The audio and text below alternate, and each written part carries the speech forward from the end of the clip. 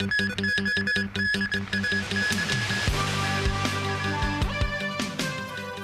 pan-Democrats found guilty in landmark subversion trial. 2 defendants acquitted of their charges in the case. And the standby signal number 1 is in force.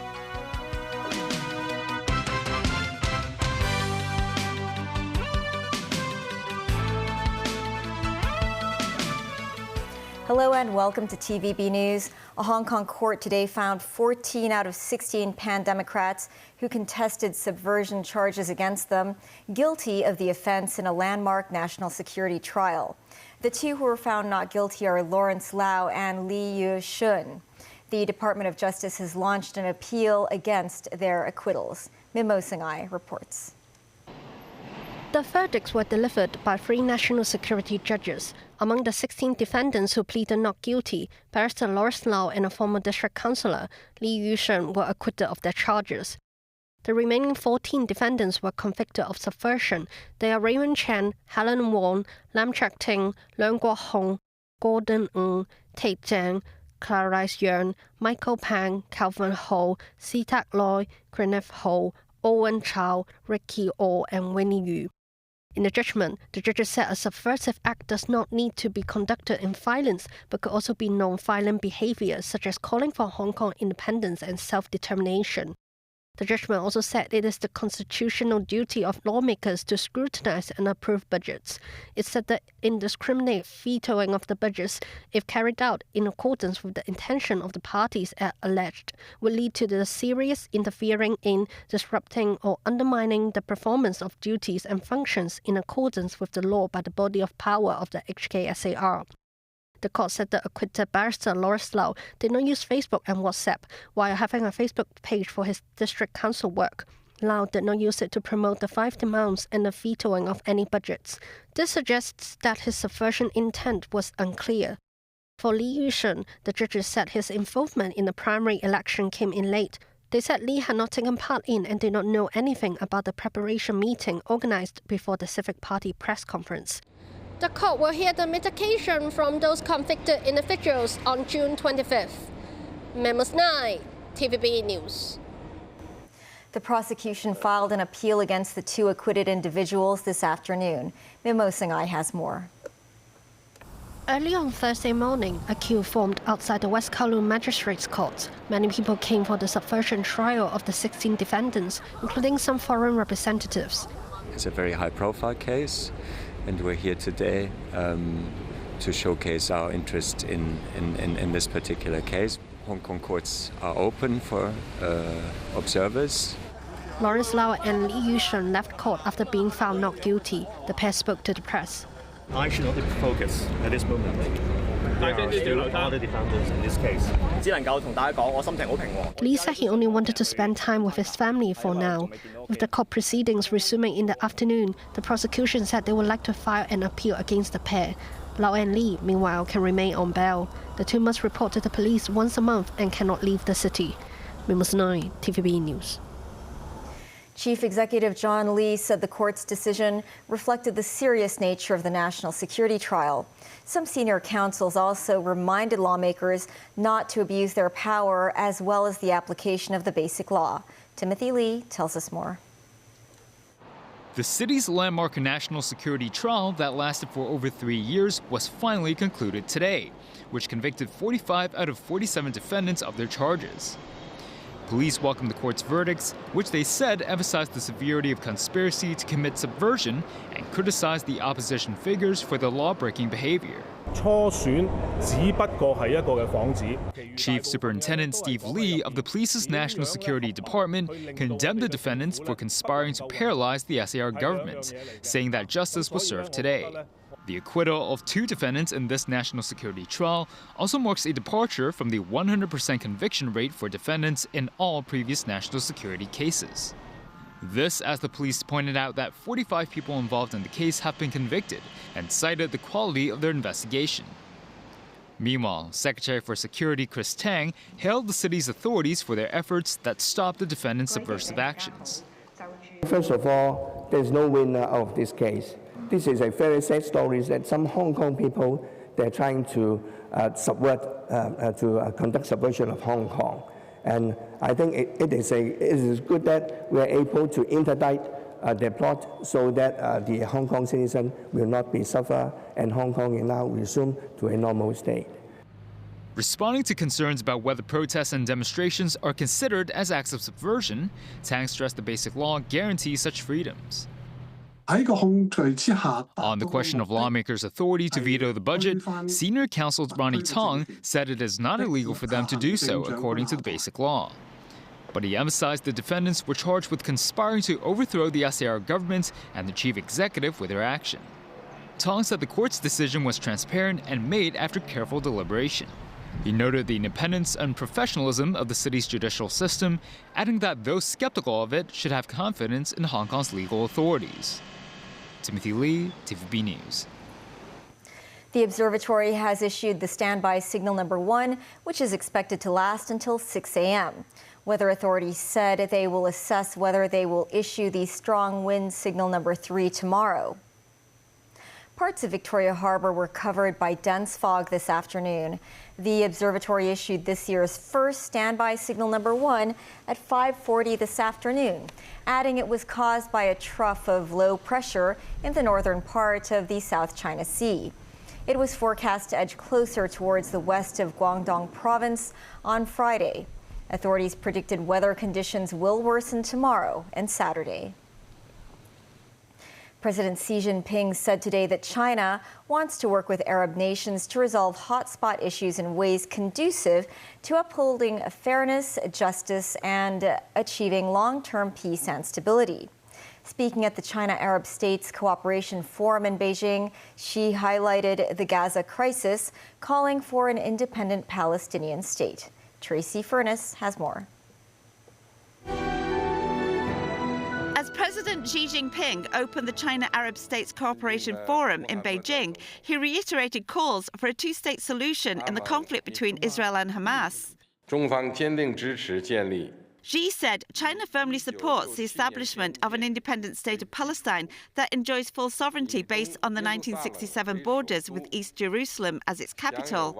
It supports Palestine's full membership in the UN and supports a more broad-based, authoritative and effective international peace conference. Xi pledged 500 million yuan, or $69 million in humanitarian aid for Gaza, and he will also donate $3 million to a United Nations agency that provides assistance and relief to refugees of the Israel-Hamas war. Beijing and the Arab states back the Palestinians in the conflict, where Israel is facing growing international condemnation after the strike in the southern Gaza city of Rafah that killed at least 45 people over the weekend. Beijing has long backed the Palestinians and denounced Israel over its settlements in the occupied territories. It has not criticized the initial Hamas attack in Israel on October 7th, where 1,200 people were killed. The United States and others called the attack an act of terrorism. China does, however, have growing economic ties with Israel. Besides addressing the war, Xi also called on Arab states to deepen cooperation in areas such as trade, clean energy, space exploration and healthcare. Tracy Furness, TVB News. At the forum in Beijing today, Foreign Minister Wang Yi said China will have more cooperation with the Arab world in industrialization and projects in infrastructure, energy, and education. Sakura Ip has more.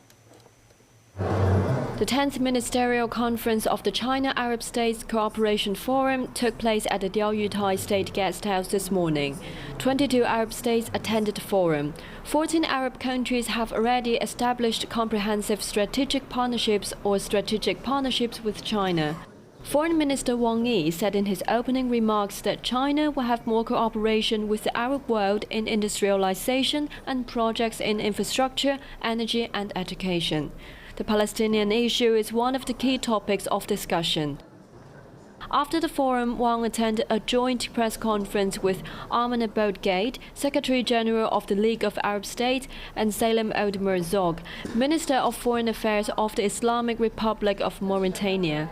Wang announced that the participating countries had signed a joint statement on the Palestinian issue. It calls for a ceasefire in the conflict in Gaza and settlement of the Palestinian issue with justice, as restoring Palestinians' national rights was the loudest voice heard during the meeting.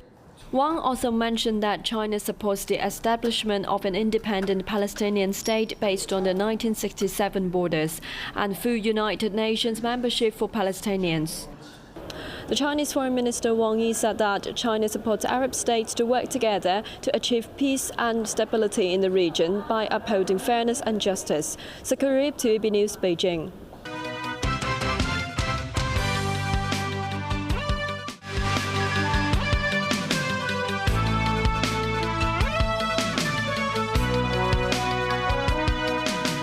Welcome back. Partial results from South Africa's national election show the African National Congress, or ANC, appeared on course to lose the parliamentary majority it has held for 30 years. This in what would be the most dramatic political shift since the end of apartheid. Daniel Rowell tells us more. With results in from 10% of polling stations, the ANC's share of the vote in Wednesday's election stood at 42.3%. The vote share of the pro-business Democratic Alliance and the Marxist Economic Freedom Fighters were at 26.3% and 8.1% respectively. If the final results were to resemble the early picture, the ANC would be forced to make a deal with one or more of the parties to govern, a situation that could lead to unprecedented political volatility in the coming weeks or months. Under South Africa's constitution, the newly elected National Assembly will elect the next president. With the ANC still on course to be the largest party, its leader Cyril Ramaphosa is likely to remain as the country's president, although a poor showing could make him vulnerable to a leadership challenge from within party ranks. The ANC has won national elections held every 5 years since the landmark 1994 election, which marked the end of apartheid and the ascent of Nelson Mandela as president. However, the ANC's support has declined because of disillusionment over issues such as high unemployment and crime, frequent power blackouts and corruption. By law, the Electoral Commission has 7 days to declare full results, but in practice it is usually faster than that. In the last election in 2019, voting took place on a Wednesday like this year, and final results came on the following Saturday. The new parliament must convene within 14 days of final results being declared, and its first act must be to elect the nation's president.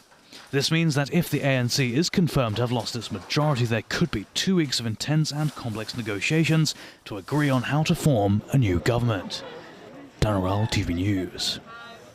A person died after being sucked into a turning aircraft engine at Amsterdam's Schiphol airport. The Dutch military police are conducting an investigation after KLM confirmed the incident. The dead person has not been identified. A spokesperson said it could be suicide. All passengers and crew left the plane safely. Some saw what happened and may be called as witnesses. The airport authority announced it will introduce an electronic queuing system for taxis at the airport in a bid to reduce the waiting time for the vehicles. With the city's typhoon season just around the corner, the airport authority said the system will be available when the increasing gale or storm signal number 9 or the black rainstorm warning signal is in effect. There will be indicators in the airport directing travelers to the electronic queuing system when they arrive in the city. The mainland will increase the amount of high-speed rail services traveling between some mainland stations and the West Kowloon station starting next month. There will also be an increase of train services carrying passengers to tourist hotspots such as Zhangchacha City in Hunan Province. The nation's railways will adopt the new arrangements on the 15th of next month. This as high-speed rail services traveling from Guangzhou East Station to West Kowloon Station will increase to 26 rides per day, while those departing from Shenzhen North and Futian stations to West Kowloon will rise to 159 and 106 per day, respectively.